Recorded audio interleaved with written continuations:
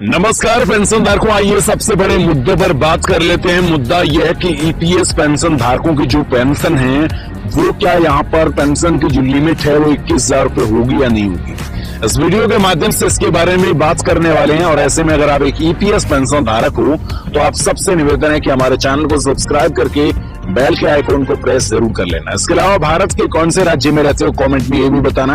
और जैसा कि आप सभी जानते हैं कि पहले 15,000 रुपए की वेतन सीमा हुआ करती थी और अब इसको 21,000 रुपए तक बढ़ाया जाएगा। ठीक है, अब सबसे बड़े मुद्दों पर बात करें तो अब सबको बताएं 4 नवंबर 2022 का जो दिन था वो बेहद इंपोर्टेंट था पेंशन धारकों के लिए। और 4 नवंबर 2022 के दिन क्या हुआ था आप सबको पता है। 15,000 रुपए की वेतन सीमा को यहाँ पे खत्म किया था 4 नवंबर 2022 के दिन। अब बात आती है कि आप सबके लिए अब 21,000 रुपए तक की वेतन सीमा को बढ़ाया जाएगा या नहीं। इसके बारे में बात करने वाले हैं आज के इस वीडियो में। इस टॉपिक पर हम इसके बारे में ही बात करने वाले, इसके बारे में ही चर्चा करने वाले हैं।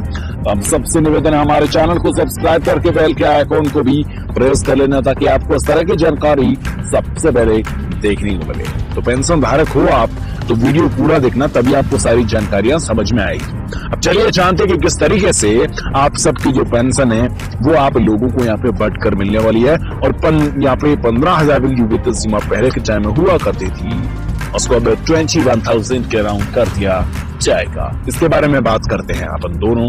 तो पेंशनधारकों चलिए स्टार्ट करते हैं। देखिए पेंशनधारकों, हाल ही के टाइम में ईपीएस पेंशन स्कीम पर एक बड़ा अपडेट आया है। देखिए कर्मचारी पेंशन योजना के लाभार्थी कर्मचारियों के लिए अच्छी खबर है। कर्मचारी भविष्य निधि संगठन के तहत एक उच्च स्तरीय समिति ने वेतन सीमा बढ़ाने का प्रस्ताव दिया है। ऐसे में आपको बता दिया जाए कि ईपीएस पेंशन समिति ने कहा है कि वेतन सीमा मौजूद 15,000 रुपए से बढ़ाकर तकरीबन 21,000 के अराउंड किया जाए। कमेटी का कहना है कि सरकार इस पर विचार कर रही है और इसे पिछली तारीख से लागू भी किया जा सकता है। एक बड़ी जानकारी आप सबके लिए स्क्रीन पर आप देख सकते हैं। जैसे कि आप सभी यहाँ पे एम्प्लॉय शेयर देख सकते हैं स्क्रीन पे, ठीक है ना। ये कर्मचारी भविष्य निधि संगठन की तरफ से यहाँ पे ये एक स्क्रीनशॉट लिया गया है। यानी 21,000 रुपए की वेतन सीमा बढ़ेगी ईपीएस पेंशन पर लिमिट। ये बड़ा अपडेट है आप सबको लेकर।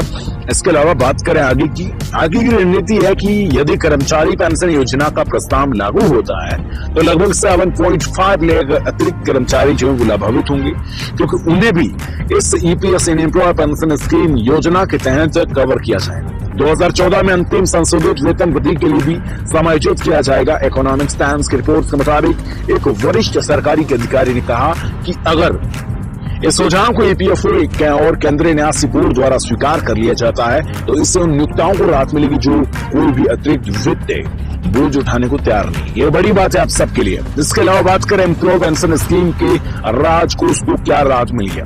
दरअसल पेंशनधार को बात करें नियोक्ताओं को महामारी के कारण बिगड़ते बजट का हवाला देते हुए इस बढ़ोतरी की मांग की थी।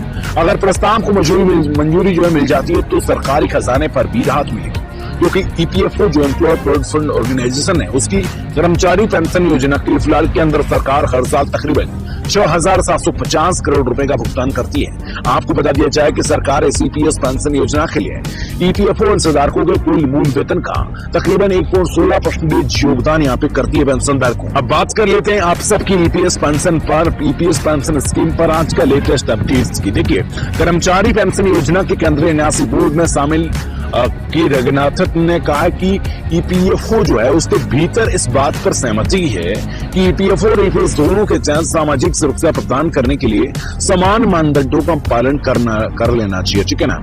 और दोनों ईपीएस योजनाओं के तहत मानदंडों में अंतर श्रमिकों को उनके सामाजिक सुरक्षा लाभों से वंचित नहीं करना चाहिए, ठीक है ना। अब बात आती है आप सबके एम्प्लॉय पेंशन स्कीम को लेकर अब नया नियम क्या है इसके बारे में बात कर लेते हैं पेंशनधारकों।